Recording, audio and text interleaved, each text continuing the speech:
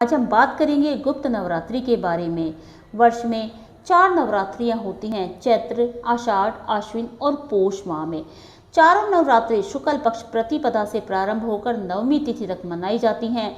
इन चारों नवरात्रियों का अत्यंत ही महत्व माना गया है, लेकिन इनमें से 2 नवरात्रि गुप्त हैं। माघ और आषाढ़ मास में पड़ने वाली नवरात्रि को गुप्त कहा जाता है। गुप्त इसलिए कहा जाता है क्योंकि ये देवी की गुप्त शक्तियों की आराधना अर्थात 10 महाविद्याओं की पूजा अर्चना का अवसर माना जाता है। अनुसार 10 महाविद्याओं का प्रदर्शन देवी सती ने महादेव के सामने किया था और अपने 10 रूपों के से अवगत कराया था उन्हें। ये 10 महाविद्याएं हैं माँ काली, तारा देवी, त्रिपुर सुंदरी, भुवनेश्वरी, छिन्नमस्ता, त्रिपुर भैरवी, माँ धूमावती माँ, बगलामुखी माता, माँ तंगी माँ और कमला देवी।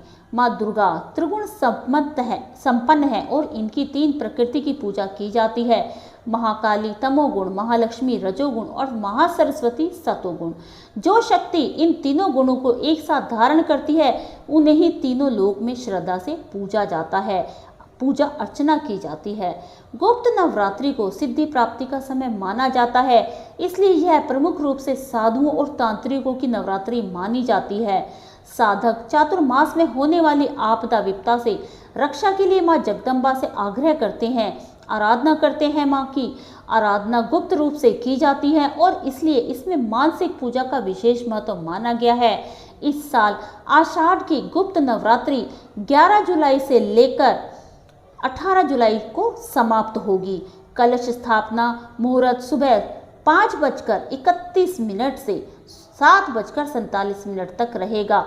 गुप्त नवरात्रि में देवी माँ की शक्ति पूजा के नियम विधान से थोड़ा सा अलग होते हैं, अर्थात इसमें जो साधना की जाती है वह पूर्ण रूप से नियम के साथ की जाती है।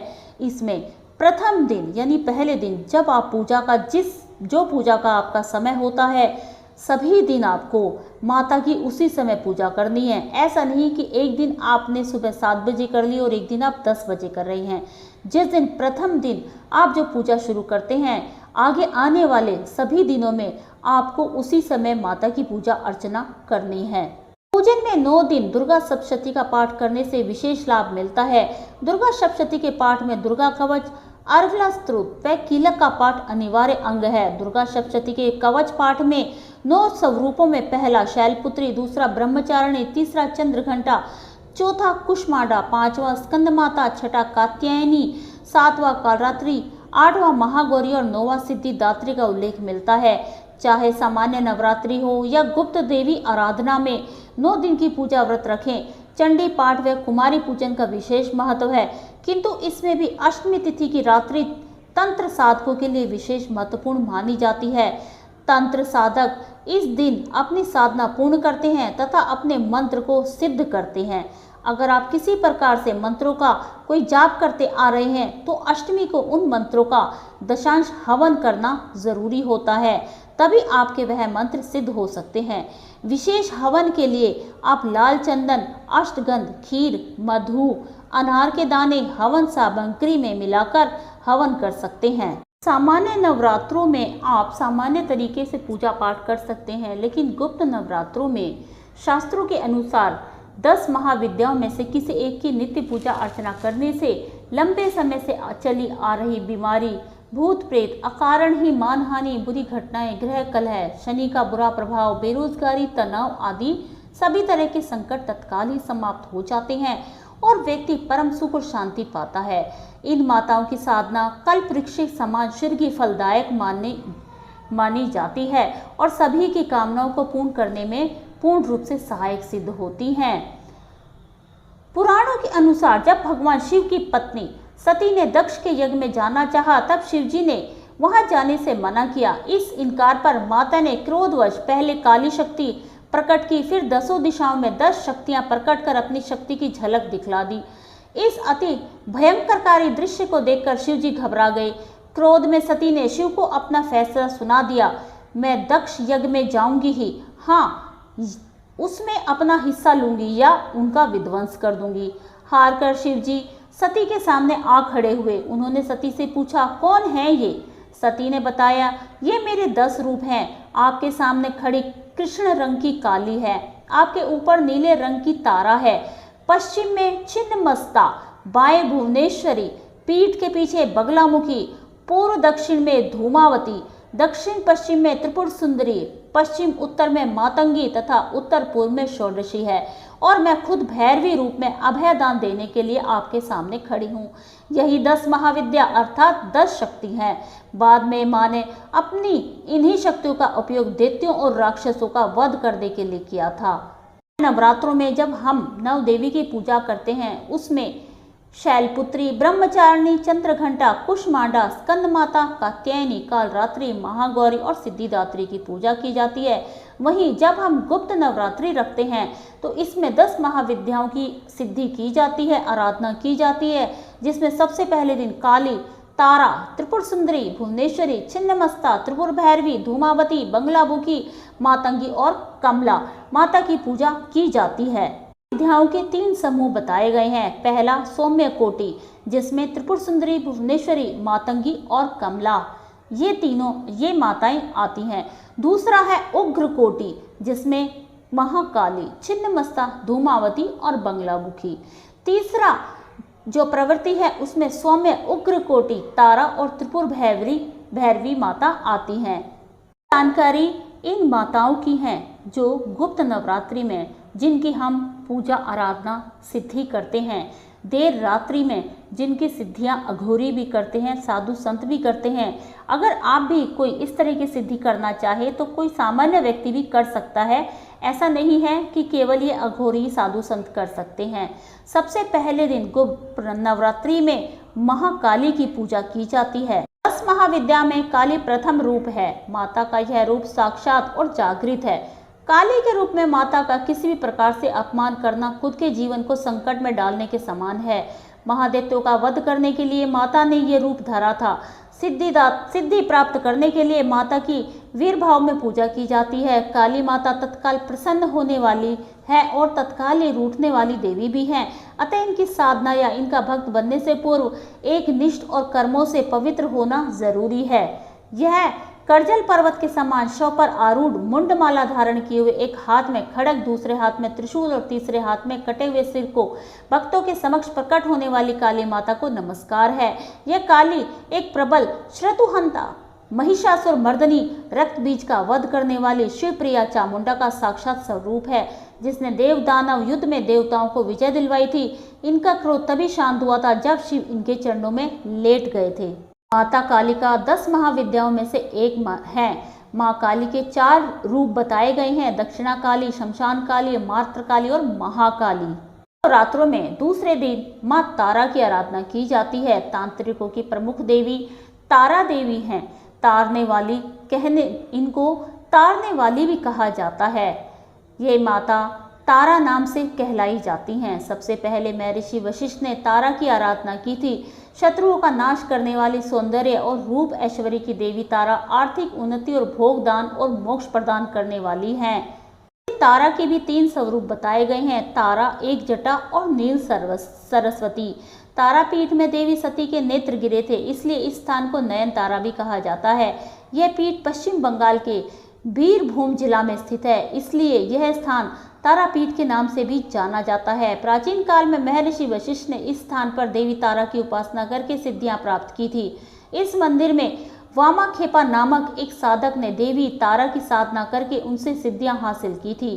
तारा माता के बारे में एक दूसरी कथा भी यह है कि राजा दक्ष की दूसरी पुत्री थी। यह तारा देवी का एक दूसरा मंदिर हिमाचल प्रदेश की राजधानी शिमला में लगभग 13 किलोमीटर की दूरी पर स्थित है। देवी तारा को समर्पित यह मंदिर तारा पर्वत पर बना हुआ है। तिब्बती बौद्ध धर्म के लिए हिंदू धर्म की देवी तारा का काफी महत्व माना गया है। चैत्र मास की नवमी तिथि और शुक्ल पक्ष के दिन तारा रूपी देवी की साधना करना तंत्र साधकों के लिए सर्वार्थ सिद्धि कारक माना गया है। जो भी साधक या भक्त माता की मन से प्रार्थना करता है, उसकी कैसे भी मनोकामना हो वह तत्काल ही पूरी हो जाती है। माता है त्रिपुर सुंदरी, जो हम गुप्त नवरात्रों में जिनकी आराधना करते हैं। षोडशी माहेश्वरी, शक्ति की विग्रह करने वाली शक्ति है यह। इनकी 4 भुजा और 3 नेत्र हैं। इसे ललिता, राजेश्वरी और त्रिपुर सुंदरी भी कहा जाता है। इनमें षोडश कलाएं पूर्ण हैं, इसलिए षोडशी भी कहा जाता है।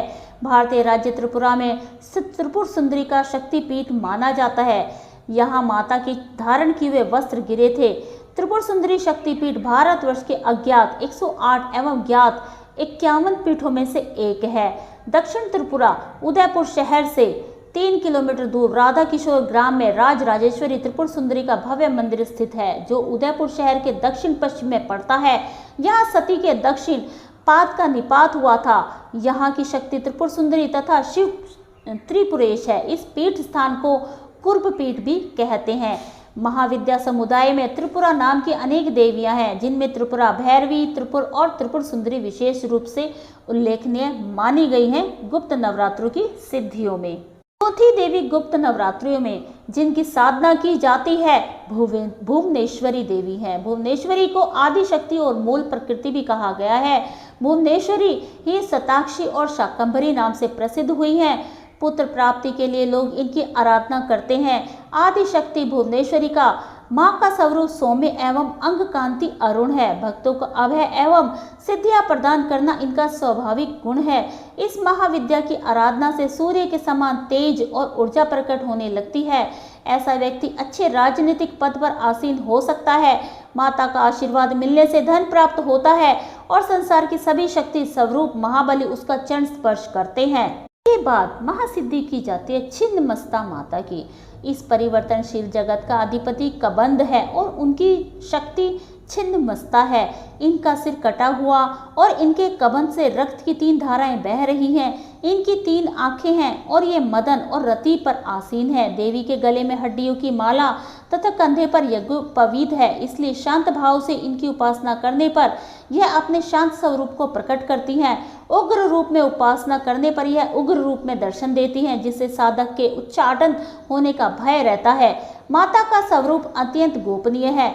चतुर्थ संध्या काल में मां छिन्नमस्ता की उपासना से साधक को सरस्वती की सिद्धि प्राप्त हो जाती है। कृष्ण और रक्त गुणों की देवियां इनके सहचरी हैं। पलास और बेल पत्रों से छिन्नमस्ता महाविद्या की सिद्धि की जाती है। इससे प्राप्त सिद्धियां मिलने से लेखन बुद्धि ज्ञान बढ़ जाता है और शरीर रोग मुक्त हो जाते हैं। सभी प्रत्यक्ष और अप्रत्यक्ष शत्रु परास्त हो जाते हैं। यदि साधक योग ध्यान और शास्त्रार्थ में साधक पारंगत होकर विख्यात हो जाता है। कामाख्या के बाद दुनिया के दूसरे सबसे बड़े शक्तिपीठ के रूप में विख्यात मां छिन्नमस्ता के मंदिर काफी लोकप्रिय माने गए हैं। झारखंड की राजधानी रांची से लगभग 79 किलोमीटर की दूरी रजरप्पा के भैरवी भेड़ा और दामोदर नदी के संगम पर स्थित मां छिन्नमस्तिके का यह मंदिर है। रजरप्पा की छिन्नमस्ता को 52 शक्तिपीठों में शुमार किया जाता है, अर्थात बहुत ही प्रसिद्ध माना जाता है। इसके बाद महासिद्धि की जाती है त्रिपुर भैरवी की। त्रिपुर भैरवी की उपासना से सभी बंधन दूर हो जाते हैं। यह बंदी छोड़ माता है। भैरवी के नाना प्रकार के भेद बताए गए हैं, जो इस प्रकार हैं: त्रिपुर भैरवी, चैतन्य भैरवी, सिद्ध भैरवी, भुवनेश्वरी भैरवी, संपदाप्रद भैरवी, कमलेश्वरी भैरवी, कोलेश्वरी भैरवी, कामेश्वरी भैरवी, नित्या भैरवी, रुद्र भैरवी, भद्र भैरवी तथा षटकुटा भैरवी आदि। त्रिपुरा भैरवी ऊर्ध्वन्त्या की देवता है। यह माता की 4 भुजाएं और 3 नेत्र हैं। इन्हें षोडशी भी कहा जाता है। षोडशी को श्री विद्या भी माना जाता है। इन्हें यह साधक को युक्ति और मुक्ति दोनों ही प्रदान करती है। इसकी साधना से षोडश कला निपुण संतान की प्राप्ति होती है। जल, थल और नभ में उसका वर्चस्व कायम होता है। आजीविका और व्यापार में इतनी वृद्धि होती है कि व्यक्ति संसार भर में धन श्रेष्ठ यानी सर्वाधिक धनी बनकर सुख को प्राप्त करता है। जीवन में काम, सौभाग्य और शारीरिक सुख के साथ आरोग्य सिद्धि के लिए इस देवी की आराधना की जाती है। इसकी साधना से धन संपन्नता की प्राप्ति होती है और मनवांछित जो भी इच्छा हो वो फल प्राप्त होते हैं। षोडशी का भक्त कभी दुखी नहीं रहता है। बारे में एक कथा भी बताई जाती है। नारद 5 रात्र के अनुसार एक बार जब देवी काली के मन में आया कि वह पुनः अपना गौर वर्ण प्राप्त कर ले, तो यह सोचकर देवी अंतर्धान हो जाती हैं। भगवान शिव जब देवी को अपने समक्ष नहीं पाते तो व्याकुल हो जाते हैं और उन्हें ढूंढने का प्रयास करते हैं।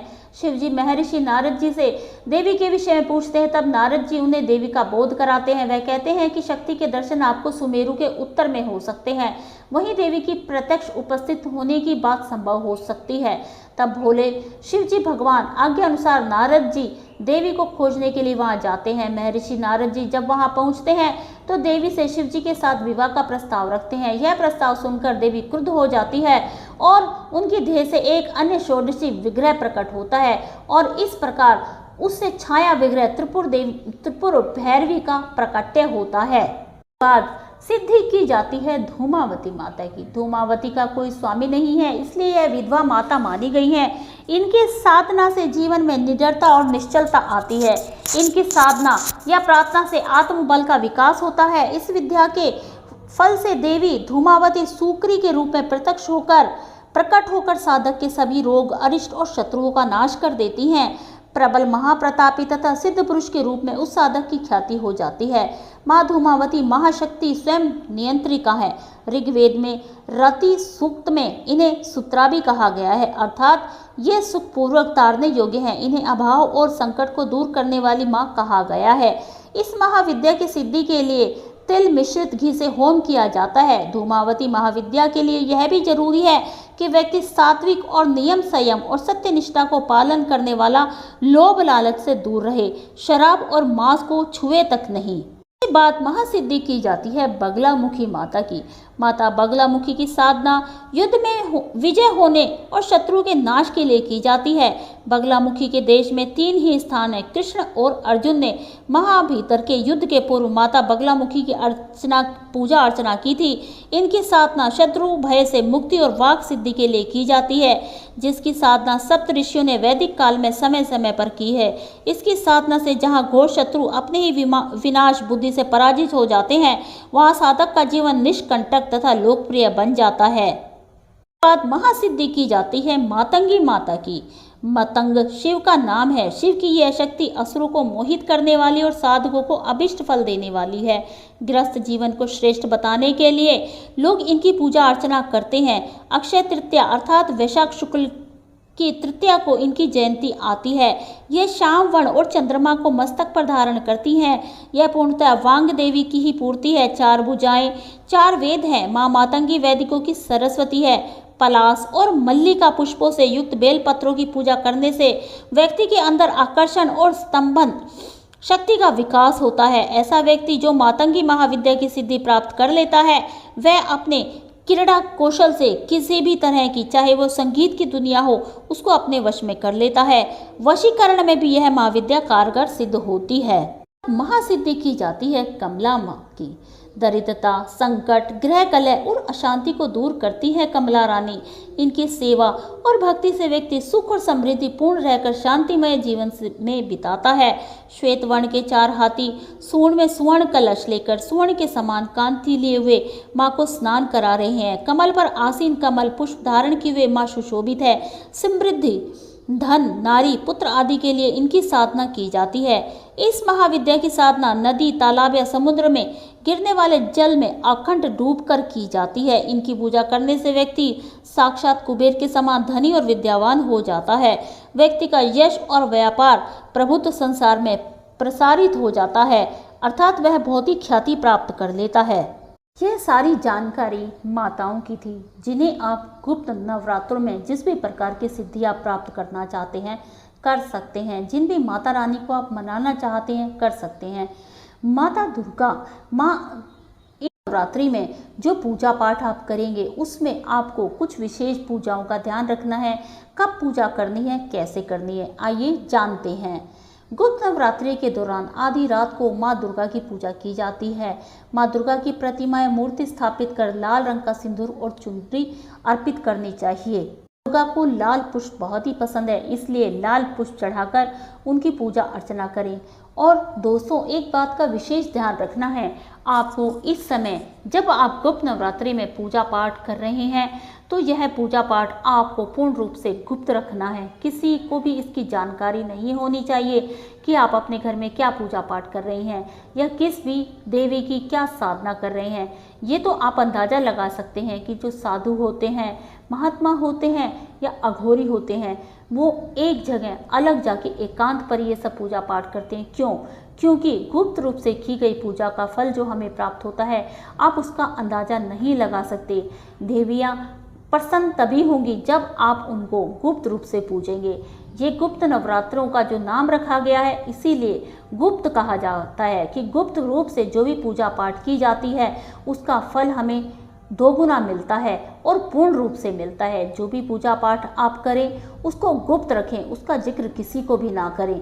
और जो आप नियत समय पर प्रथम दिन से आरंभ कर रहे हैं, रोज़ का डेली का समय आपको सेम ही रखना है। ऐसा नहीं कि आज आप 5 बजे कर रहे हैं, कल आप 8 बजे कर रहे हैं, क्योंकि ये चीज़ें गुप्त नवरात्रों में विशेष महत्व रखती हैं। और इसमें आपको ज़्यादा कुछ नहीं करना, जो सामान्य सामग्री आप सामान्य नवरात्रों में लाते हैं वही लेकर आइए। एक जो आप चौकी लगाते हैं माता की, उस पर लाल वस्त्र बिछाकर या पीला वस्त्र बिछाकर माता की, अगर जो भी माता की मूर्ति आपके पास है, काली माँ की है या दुर्गा माँ की, वो रखिए। और मिट्टी का कलश रखिए, मिट्टी के कलश पर नारियल रखिए। और जो आप पूजा पाठ जैसे सामान्य तौर पर नवरात्रों में करते हैं, कलश स्थापना समय से करें। समय बिल्कुल भी आगे पीछे नहीं होना चाहिए। जो समय दिया गया है उसी समय के अनुसार कलश की स्थापना करें।